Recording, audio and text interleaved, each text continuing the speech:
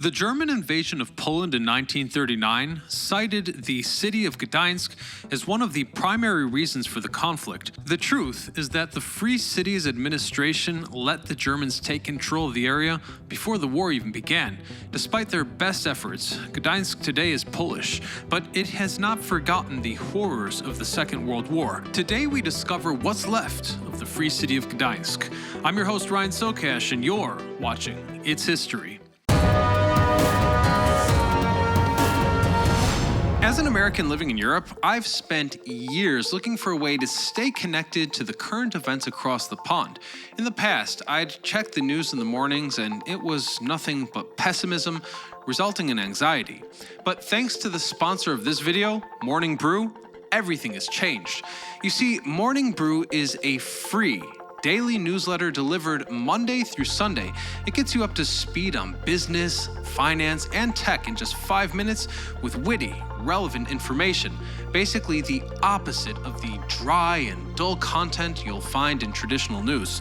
Just this past month, I learned about online obsession and how broadcasting everything results in retroactive jealousy, not to mention a balanced take on the real reason that Elon Musk has been laying people off at Twitter. So there's no reason not to subscribe to Morning Brew if you're interested in business, finance, or tech. It's completely free, takes less than 15 seconds to subscribe. So click the link in the description or scan the QR code with your phone to sign up for Morning Brew. Firstly, some names. Gdańsk is the Polish name for the city, and Danzig is the German name. First mentioned in the year of 997, Gdańsk was a Polish city ruled by Poles until 1308, when the Teutonic Knights seized it. After a 13-year war, King Casimir IV reclaimed the city for Poland in 1466, remaining with Poland until 1772.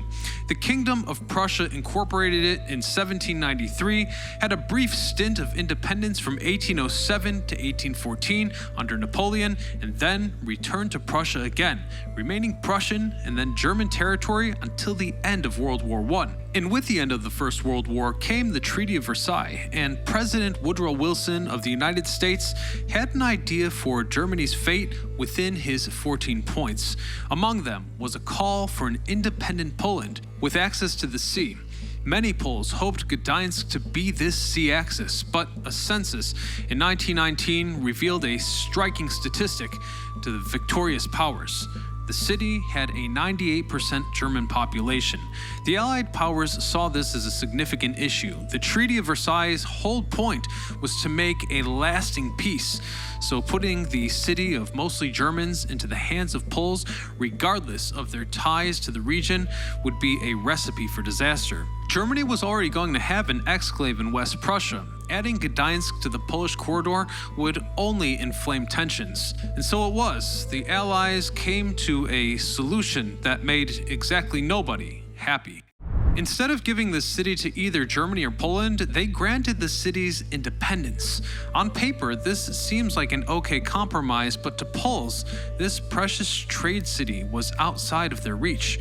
And to Germans, the Allied powers tore a German city from their brothers and all but added it to the Polish corridor. So how exactly was living in the Free City of Gdańsk? Well, Poland controlled its foreign policy, the city was free and enacted legislation with its own government and parliament known as Volstag, and its people could vote for appointments to the parliament. It had its own currency, issued its own passports, and as Gdańsk was a major port area, they did a lot of business out of their ports. They even had a flag, a red field displaying a crown and 2 crosses in a column. The Free City's territory wasn't just limited to the city itself. In fact, the size of this nation covered 1,952 square kilometers, including 252 villages and larger towns such as Sopot, Olivia, and Novi Stav. The area fell under the protection of the League of Nations, which appointed a High Commissioner to oversee it internationally. On January the 10th, 1920, the Free City became a recognized city-state. And yes, the international community did use the German name to refer to the city, perhaps suggesting exactly what they thought about the region. The nation did have its own border, erecting stone markers surrounding the border with Poland and Germany, marking the Free City's territory with FD and Germany's with D. The city was open to both Poles and Germans, and either could become citizens. As the city issued its own passports, that was not a problem, in theory at least, but we'll come back to this later. The city unfortunately had a very rough start. Poland's economy initially depended on the commerce flowing through the Free City. But as an outcry from Poland increased against their state having to pass through a German checkhold to survive, Poland invested heavily in Gdynia, 10 miles north. It grew extremely quickly, leaving Gdańsk in a very precarious situation. In fact, for the first few years of the state's life, it relied exceptionally heavy on international aid to rebuild after World War I, and more importantly, not to go hungry. Despite the claim laid on the city by both Poland and Germany, the city took a different turn in its cultural development. Most city residents considered themselves not Polish or German, but instead being from the city. The city pressured anyone who did not wish to surrender their German citizenship to leave, flying in the face of the previous attempts of Germanization from the pre-war era. But this would cease after 2 decades. During the 1920s, an economic boom graced the Free City, and the city began minting its own coins and stamps, expanding greatly on currency circulation. But as the Great Depression came, problems arose. Firstly, the currency crashed. Secondly, the Nazi Party in Germany caused quite a stir in the Free City, as the new regime viewed Gdańsk as their rightful land. In an attempt to counter the recent German posturing, the League of Nations granted the Westerplatte Peninsula to the Polish military for fortification and the creation of a Polish post office in the city. The city's most significant act of resistance took place here, as the Poles held off the Nazi invaders for 17 hours. It only fell after part of the building had collapsed and the Germans stormed in with flamethrowers. All that being said, these external protections did nothing to stop the threat within the city. In 1933, the Nazi Party took the majority of the seats in the Free City's parliament, and from there on, all heads of states would be members of the Nazi Party. 1933's election saw Hermann Rauschning become president of the Senate before resigning in 1934 and falling out with the party. His replacement, Arthur Greiser, had no qualms with the party, having joined in 1929 and the paramilitary SS in 1931. 1935 saw the last elections in the Free City, and the Nazi Party's control over the government only increased, with a 59.31% majority. Around this time, the Schutzpolizei, a Nazi paramilitary group for the Free City, began marching around the streets. Local radios became entirely dominated by fascist propaganda, and they strong-armed officials not affiliated with the party to vote for them. So as you might imagine, with all this chaos, the international support for the Free City dried up quickly. In the year of 1938, the city saw a significant political development. German Minister of Foreign Affairs Joachim von Ribbentrop issued a demand to the Polish government to immediately transfer the Free City to German control. Poland naturally refused the order, and when the German army invaded Poland on September the 1st, 1939, they cited the refusal as one of the primary provocations of the invasion. During the invasion, a German warship shelled the Westerplatte garrison, marking one of the first battles of World War II in Europe. The garrison held out for a week against 13 total attacks from the German army, killing 50 and wounding 150, with the Germans only suffering a reported 15 dead and 40 wounded. The Free City itself didn't offer staunch resistance. The city recognized annexation into the German Reich the same day that the war began. As mentioned previously, the post office offered stiff resistance for about a day, but the city entered German hands without much resistance, especially compared to its Polish neighbors. Adolf Hitler gave a speech in what he considered Danzig on the 19th of September, 1939, showing just how comfortable the Nazis were there. The city's administration and police force continued operation after the annexation, but that too would ultimately come to an end. The German population began fleeing west as the Soviet army entered the city's vicinity. As the final Soviet offensive began in January of 1945, a massive wave of German refugees fled through the Danzig port in cargo and passenger ships, many of which the Soviets fired upon, killing tens of thousands.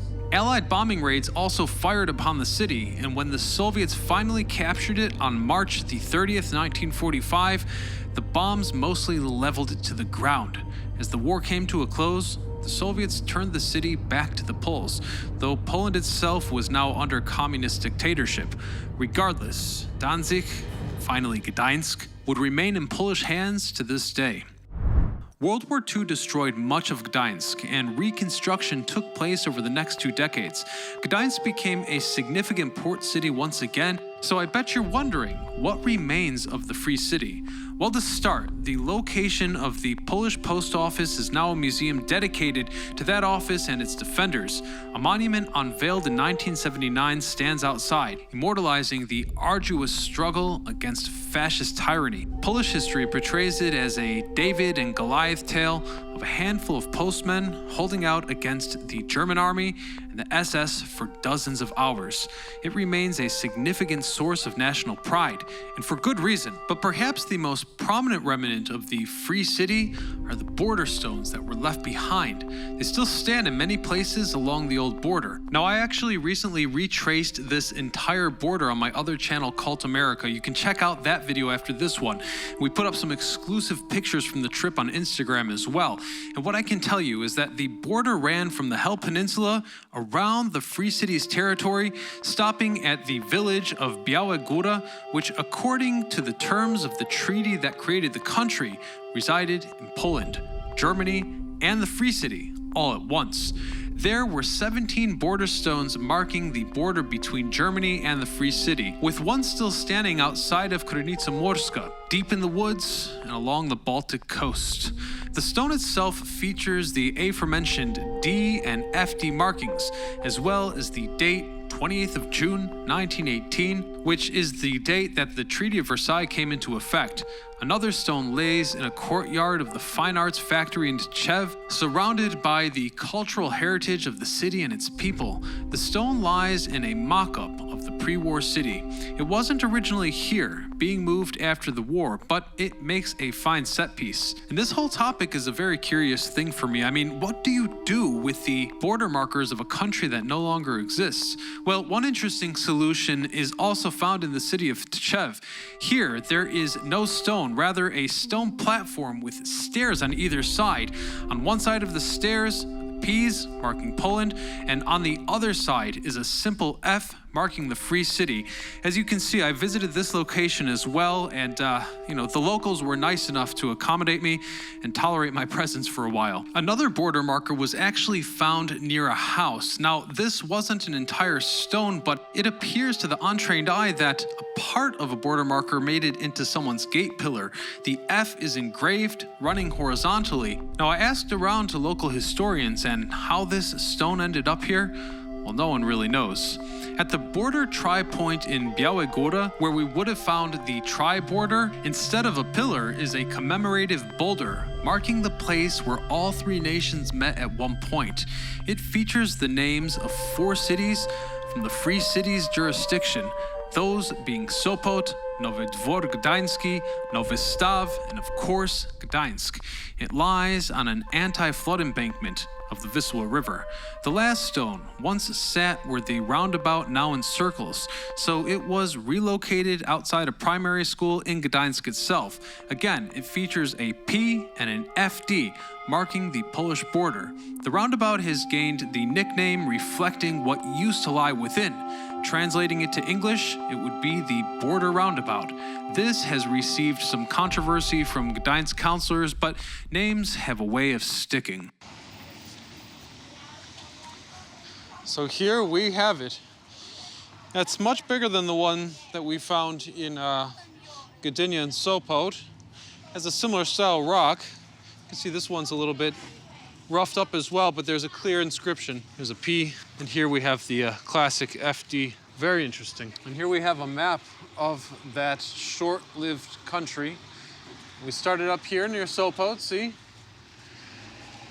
Came down, visited the marker probably somewhere around here in the forest. And now we've moved to the commemorative one, which I guess was taken from this location.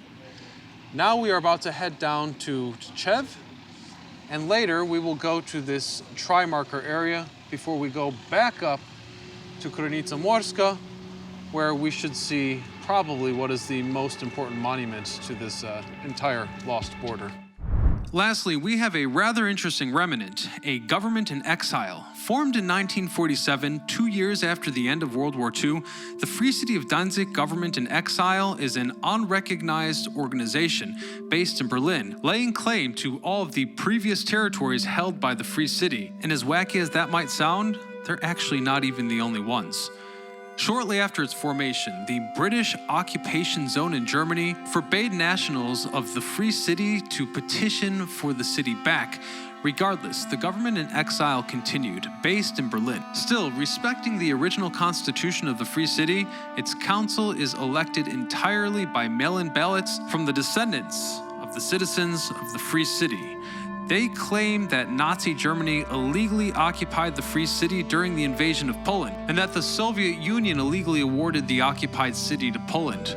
I have to tell you, as a Polish citizen myself, I don't agree with this idea whatsoever. Actually, it's absurd, as the city recognized the annexation into Nazi Germany, as we mentioned previously. But that didn't stop them from making an appeal to the United Nations for recognition in 1998. This appeal went nowhere. The mayor of the city at the time went as far as to call the whole movement a joke, and that anyone could band together and call themselves a government in exile if they wanted to.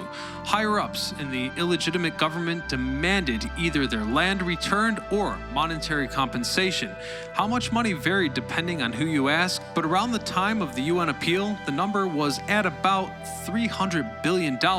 And when asked what they planned to do with the Free City should it be restored, they went as far as saying that the current residents would lose their current citizenship. And as Gdańsk is home to a 99% Polish population, I don't think I have to point out that idea is completely insane. Over 80 years later, one can still see the remains of the Free City around the area where it once resided, home to a grand story of Polish resistance from the Second World War and the Solidarity Trade Union that overthrew the communist dictatorship. Gdańsk is a Polish city today, but one with a very dynamic history. Anyways, don't forget to check out my video on Cult America, where we retrace the lost border and rediscover some of the forgotten stones, as well as the archive posted up on Instagram. Until next time, guys, this is Ryan Socash, signing off.